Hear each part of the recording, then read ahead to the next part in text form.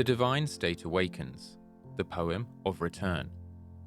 After 10 years in Patriarch Subodhi's cave, 7 years of quiet waiting, and 3 years of intense practice, Sun Wukong had finally mastered the 72 transformations and the cloud somersault. Yet, the first great lesson of cultivation was still ahead. Proud of his new abilities, he once transformed into a tall pine tree before the other disciples. The Patriarch appeared, dissolved the illusion, and rebuked him sternly. Showing divine arts before others scatters the spirit. When the heart seeks fame, disaster follows. If the world learns what you can do, evil men will envy you, demons will threaten you, and heaven itself may judge you. Then he dismissed the monkey. You have to leave this place. Do not call me master again. The master saw that the disciple must enter into the world to temper his pride and purify his heart. When Wukong left the cave, clouds gathered around his feet. The wind of the human world touched him again after a decade of mountain silence.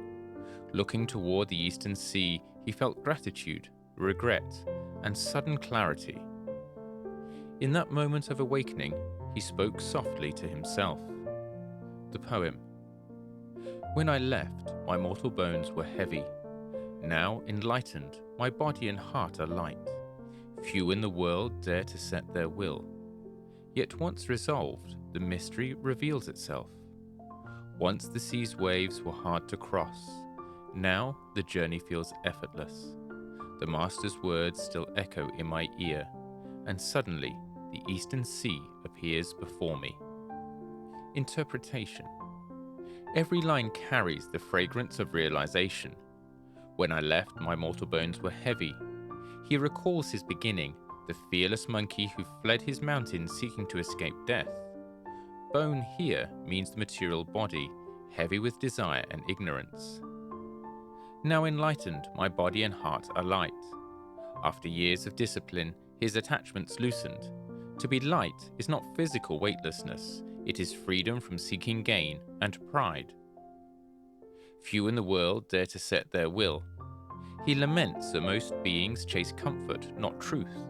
True cultivation begins with one pure intention, to know what lies beyond life and death. Yet, once resolved, the mystery reveals itself. When the will is sincere, the way answers naturally. The universe teaches the one who truly seeks. Once the sea's waves were hard to cross, now the journey feels effortless. At first, every obstacle seemed impossible. Now, with faith and humility, the same sea becomes a smooth path. The external world has not changed, his heart has. The Master's words still echo in my ear.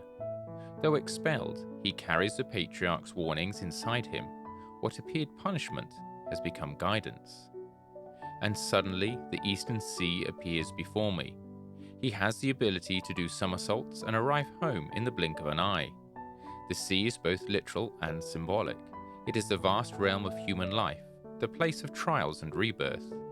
To see the eastern sea is to realize that the world itself is the field of cultivation.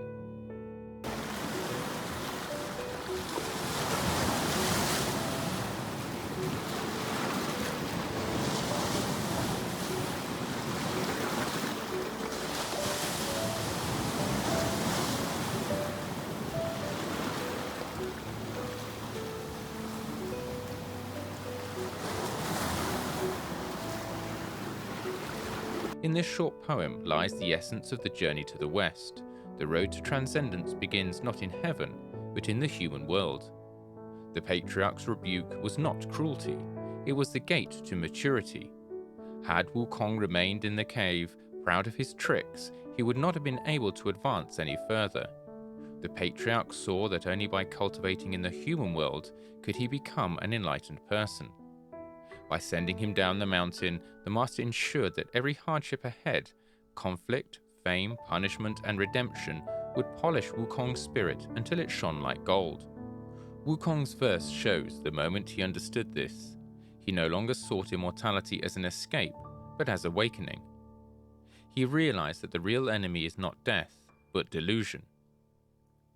For us too, this poem is a mirror.